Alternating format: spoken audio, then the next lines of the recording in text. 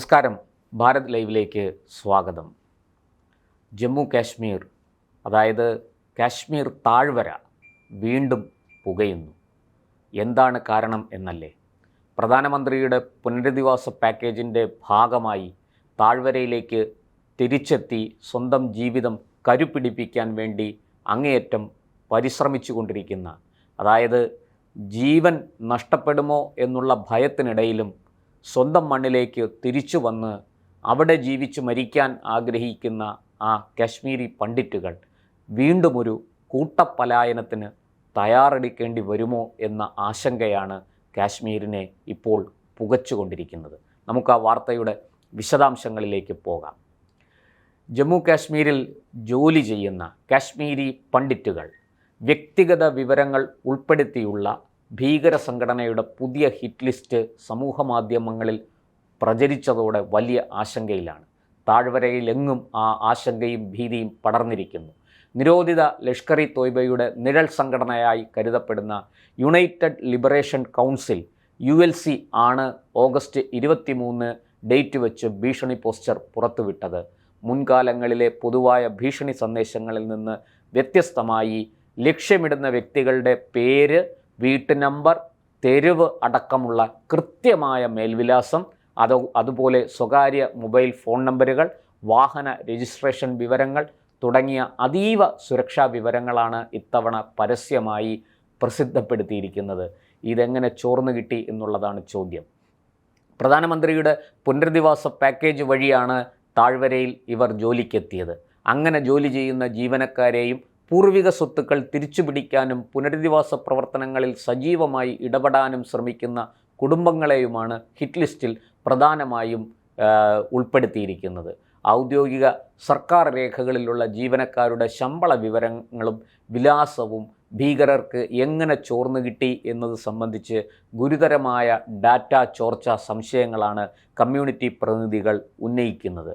ഈ മാസത്തിൽ മാത്രം ന്യൂനപക്ഷ ജീവനക്കാർക്ക് നേരെ വരുന്ന രണ്ടാമത്തെ വലിയ ഭീഷണി കൂടിയാണിത്. സംഭവം അതീവ ഗൗരവത്തോടെ കാണണമെന്ന് ജമ്മു കാശ്മീർ മുഖ്യമന്ത്രി ഒമർ അബ്ദുള്ള പോലീസിനും സുരക്ഷാ ഏജൻസികൾക്കും നിർദ്ദേശം നൽകി.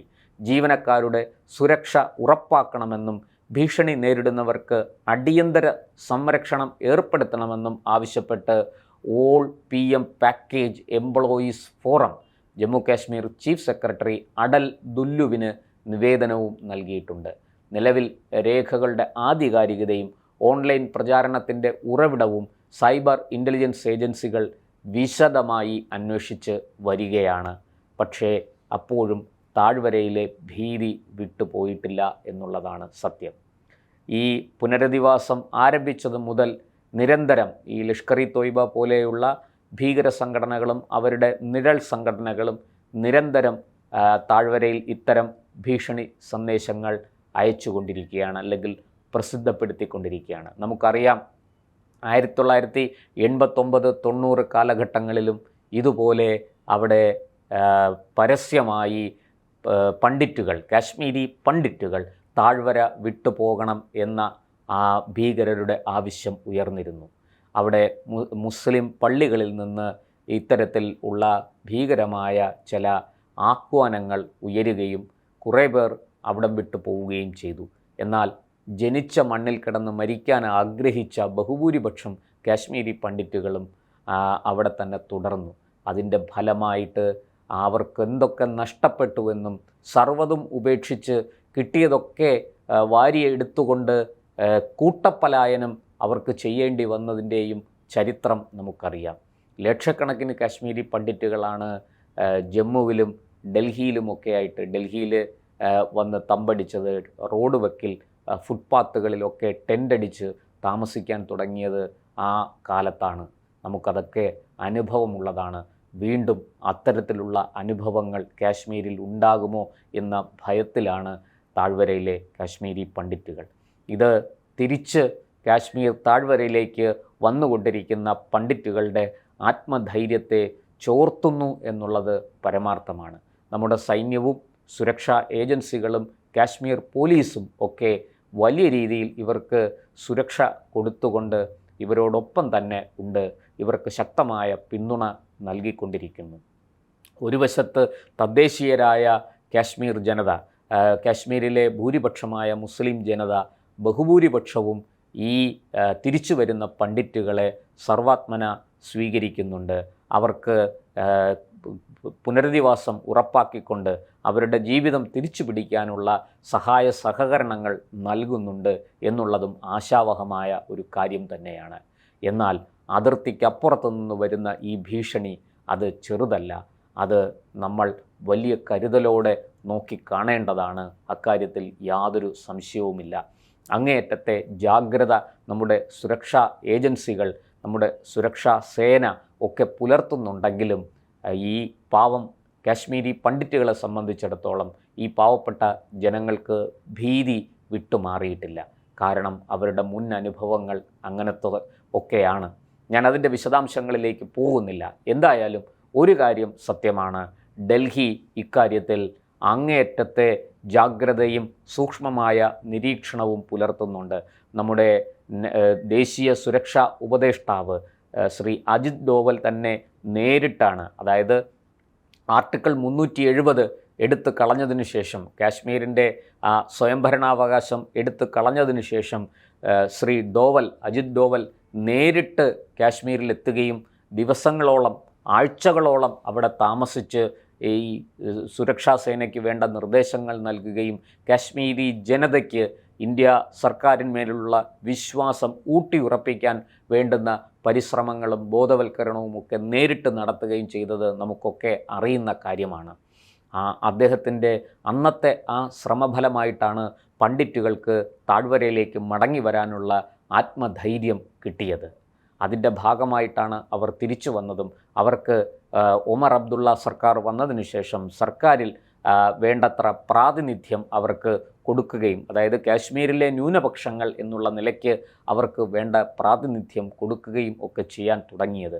ഇതൊക്കെ നമുക്കറിയാം. കഴിഞ്ഞ ഏതാനും വർഷങ്ങളായിട്ട് 2020 ആർട്ടിക്കിൾ 370 ഒക്കെ എടുത്ത് കളഞ്ഞ് നമ്മൾ കാശ്മീരിനെ ഒരു സംസ്ഥാന പദവിയിലേക്ക്, അതായത് ഇന്ത്യയിലെ മറ്റേതൊരു സംസ്ഥാനത്തെയും പോലെ ഒരു സംസ്ഥാനമാക്കി മാറ്റിയത് ആ കാലത്താണ്. അമിത്ഷാ ഒരു രാത്രി ഇരുട്ടി വെളുത്തപ്പോൾ ആർട്ടിക്കിൾ 370 എന്നുള്ളത് നമ്മൾ മാച്ചു കളഞ്ഞു.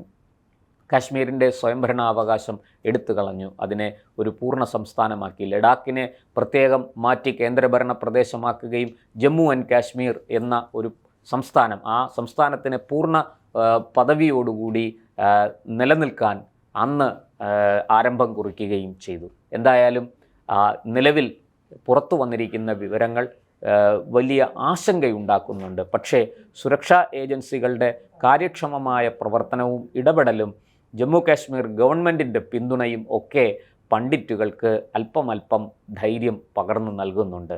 കാശ്മീരിൽ മറ്റ് അപകടപ്പെടുത്തുന്ന അല്ലെങ്കിൽ ഭീതിപ്പെടുത്തുന്ന മറ്റ് ഭയാനക സംഭവങ്ങളൊന്നും ഉണ്ടാകില്ല എന്ന് തന്നെ നമുക്ക് കരുതാം. 1989 90 ഒന്നുമല്ല, ഇത് 2026. അന്ന് ഭരിച്ചിരുന്ന സർക്കാരല്ല ഇന്ന് ഇന്ത്യ ഭരിക്കുന്നത്. മോദിയുടെ നേതൃത്വത്തിലുള്ള, അമിത്ഷായുടെ നേതൃത്വത്തിലുള്ള സർക്കാരാണ് ഇന്ന് ഇന്ത്യ ഭരിക്കുന്നത്. 1ന് 10 എന്ന മട്ടിൽ അല്ലെങ്കിൽ 1ന് 100 എന്ന മട്ടിൽ തിരിച്ചു കൊടുക്കും എന്ന് ഉറപ്പുള്ള ഒരു സംഗതിയിലേക്ക് ഇനിയും ഈയാമ്പാറ്റകളെപ്പോലെ എടുത്തു ചാടാൻ ഈ പാക് പിന്തുണയുള്ള ഭീകരന്മാർ ശ്രമിക്കില്ലെന്ന് നമുക്ക് കരുതാം. ഓപ്പറേഷൻ സിന്ദൂർ അവസാനിച്ചിട്ടില്ല, അത് ഇപ്പോഴും നിലവിലുണ്ട്. ഏത് സമയത്തും സൈന്യം അത് പൊടിതട്ടിയെടുക്കും. അത് അതിഭീകരമായ ആക്രമണങ്ങൾ പാകിസ്ഥാൻ്റെ നേർക്ക് നടക്കും എന്നുള്ള കാര്യം നമ്മൾ മുമ്പ് തെളിയിച്ചതാണ്. നിരവധി സർജിക്കൽ സ്ട്രൈക്ക്, അത് കരമാർഗവും ആകാശമാർഗവും ഒക്കെ നമ്മൾ ചെയ്തിട്ടുണ്ട്. ഇനി അത് സമുദ്രത്തിലൂടെ കൂടിയേ ചെയ്യാനുണ്ടു. അത് ചെയ്യേണ്ടി വന്നാൽ പാകിസ്ഥാനെ സംബന്ധിച്ചിടത്തോളം താങ്ങാൻ കഴിയില്ല. അതുകൊണ്ട് തന്നെ ഇത്തരത്തിൽ ഭീകരന്മാരെ പിന്തുണയ്ക്കുന്ന നയത്തിൽ നിന്ന് അവർ പിന്മാറി മര്യാദയ്ക്ക് തങ്ങളുടെ കാര്യം നോക്കി ജീവിക്കുമെന്ന് കരുതാം. അത്തരം ശുഭപ്രതീക്ഷയൊന്നും 100% പ്രതീക്ഷയൊന്നും നമ്മുടെ രാജ്യത്തിന് ഇല്ല പാകിസ്ഥാനെക്കുറിച്ച്. കാരണം പാകിസ്ഥാൻ്റെ ജാതകത്തിലെ ഉള്ളതാണ് ഈ ഇന്ത്യ വിരോധവും ഇന്ത്യ വെറുപ്പും. പക്ഷേ ഇനിയും അത് കാശ്മീരി പണ്ഡിറ്റുകൾക്ക് നേരെ ഉപയോഗപ്പെടുത്തിയാൽ അല്ലെങ്കിൽ ആ തരത്തിൽ അവരെ ദ്രോഹിക്കാൻ തീരുമാനിച്ചാൽ അതിന് പാകിസ്ഥാനും അവിടുത്തെ ഭീകര സംഘടനകളും വലിയ വില തന്നെ നൽകേണ്ടി വരും. നന്ദി, നമസ്കാരം.